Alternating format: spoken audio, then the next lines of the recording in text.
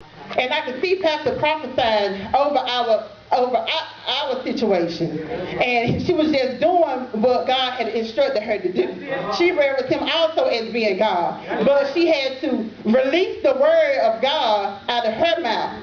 And so he was just telling me that I can't always wait for Pastor to release the word out of her mouth, but I got to learn to release the word out of my mouth. And he said, what I got to do is begin to prophesy over my own situation. Or you got to prophesy over your own situation.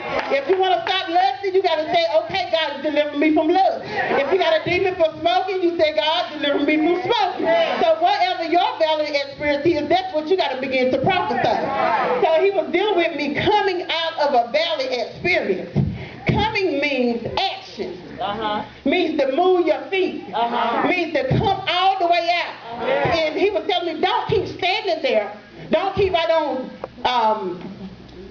dealing with that particular thing. Don't keep on pondering on it. And don't keep on wondering about it, thinking, calling, texting,